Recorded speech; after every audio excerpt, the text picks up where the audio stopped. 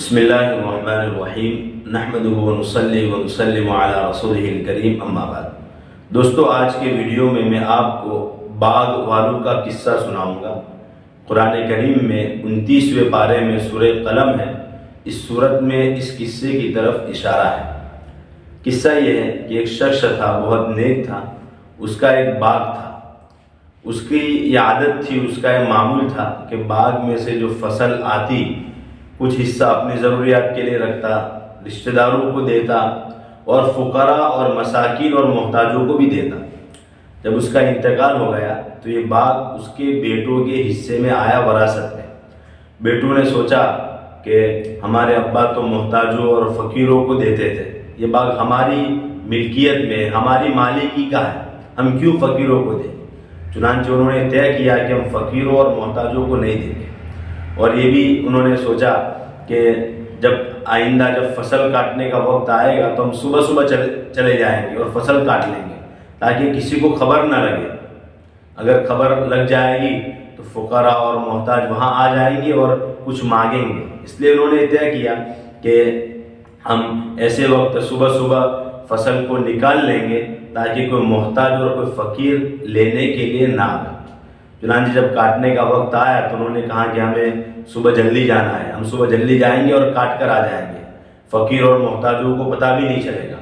اس وقت انہوں نے انشاءاللہ بھی نہیں کہا۔ دو جرم کیے، ایک تو انشاءاللہ بھی نہیں کہا کہ اگر اللہ نے چاہا تو ہم کاٹیں گے، دوسرا یہ بھی کیا انہوں نے کہ یہ ارادہ کیا کہ محتاجوں کو اور فقیروں کو ہم نہیں دیں گے۔ اب انہوں نے طے کیا کہ صبح صبح ہم جائیں گے، لیکن جب صبح لوگ پہنچے تو وہاں وہ پورا باغ جل کر راکھ ہو گیا تھا۔ اللہ تعالیٰ نے رات کو ایک آگ بھیجی تھی جس کی وجہ سے پورا باغ ہلاک ہو گیا۔ یہ باغ یمن میں ہے، آج بھی ہمارے یہاں بھی ایک جماعت گئی تھی تو ساتھیوں نے بتایا کہ ہم نے وہ دیکھا، وہ حصہ ویسا بالکل، اس کے آس پاس تو کافی ہریالی ہے، لیکن وہ جو باغ کا جو حصہ ہے وہ ابھی بھی جلا ہوا، وہ زمین کالی پڑی ہے، جیسے کہ کوئی چیز کیا ہو، جلی ہوئی ہو، ابھی بھی یہی حال میں وہ باغ ہے۔ تو اللہ کی طرف سے عذاب آیا اور وہ باغ جل کر راکھ ہو گیا۔ جب یہ لوگ وہاں پہنچے تو ان کو پہلے تو یہ ہوا کہ ہم کہیں دوسری جگہ تو نہیں آئے، لیکن بعد میں پتہ چلا کہ یہی جگہ ہے، اور ان کو احساس بھی ہوا کہ ہم نے یہ جو کیا تھا کہ ہم فقراء اور محتاجوں کو نہیں دیں گے، اس کی وجہ سے اللہ کی طرف سے عذاب آیا ہے۔ چنانچہ وہ آپس میں ایک دوسرے کو ملامت بھی کرنے لگے کہ تیرے کہنے سے ہم نے سوچا، ایک کہا کہ تیرے کہنے سے ہم نے سوچا، اور بعد میں ان کو ندامت بھی ہوئی، اور انہوں نے کہا کہ جب ہمیں ندامت ہوئی، ہمیں اللہ سے امید ہے کہ اللہ میں اس سے بہتر بھی دیں گے۔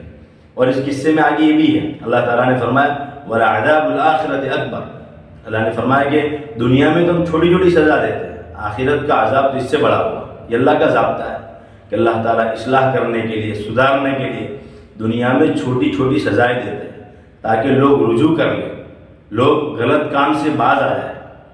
قرآن میں دوسری جگہ اللہ نے فرمایا ہے وَلَنُذِيقَنَّهُم مِّنَ الْعَذَابِ الْأَدْنَىٰ دُونَ الْعَذَابِ الْأَكْبَرِ لَعَلَّهُمْ يَرْجِعُونَ، کہ ہم بڑا عذاب دینے سے پہلے، بڑی سزا دینے سے پہلے چھوٹی چھوٹی سزائیں دیتے ہیں۔ دنیا میں تو چھوٹے چھوٹے عذاب آتے ہیں، نافرمانیوں کا عذاب جو آخرت میں ہوگا بہت خطرناک ہوگا۔ تو اس قصے سے کچھ باتیں ہمیں معلوم ہوئی کہ ہمیں جو صدقات، خاص کر کے جو واجب اور ضروری جو صدقات ہے، جیسا کہ زکوٰۃ ہے، صدقہ فطر ہے، اس کو ادا کرنا چاہیے، ورنہ اللہ کی طرف سے دنیا میں بھی پکڑ آئے گی اور آخرت میں بھی پکڑ آئے گی۔ تو یہ جو واجب جو صدقے ہے، خاص کر کے زکوٰۃ ہے، صدقہ فطر ہے، اس کو تو ادا کرنا ہی ہے۔ اس کے علاوہ نفلی صدقوں کا بھی اہتمام کرے۔ ہمارے رشتہ داروں میں، ہمارے آس پاس میں بہت سے ضرورت مند لوگ ہیں۔ اس کے علاوہ ایک بات یہ بھی معلوم ہے کہ ہم کوئی بھی کام، کسی بھی کام کے کرنے کا ارادہ کریں تو انشاءاللہ کریں کہ اگر اللہ نے چاہا تو۔ قرآن میں دوسری جگہ بھی فرمایا وَلَا تَقُولَنَّ لِشَيْءٍ إِنِّي فَاعِلٌ ذَلِكَ غَدًا إِلَّا إِن شَاءَ، کہ کسی چیز کے بارے میں یہ نہ کہو کہ کل میں کر دوں گا، بلکہ انشاءاللہ کہو کہ انشاءاللہ نہیں، اگر اللہ نے چاہا تو میں کروں گا۔ تو یہ باتیں ہمیں معلوم ہوئی۔ اور ایک تیسری باتیں معلوم ہوئی کہ آخرت کی پکڑ بہت سخت ہے۔ تو دنیا میں جو اللہ کی طرف سے جو چھوٹی موٹی پکڑیں آتی ہیں وہ ہمیں ٹھیک کرنے کے لیے، سدھارنے کے لیے آتی ہے۔ ہمیں خلاصے کے طور پر ساری برائیوں سے، سارے گناہوں سے دور رہنا چاہیے۔ گناہ ہو گئے اللہ سے معافی مانگنی چاہیے، جو زندگی بچی ہے وہ اللہ کے احکام اور حضور صلی اللہ علیہ وسلم کے طریقوں کے ساتھ گزارنی چاہیے۔ اللہ عمل کی توفیق عطا فرمائے۔ السلام علیکم ورحمۃ اللہ۔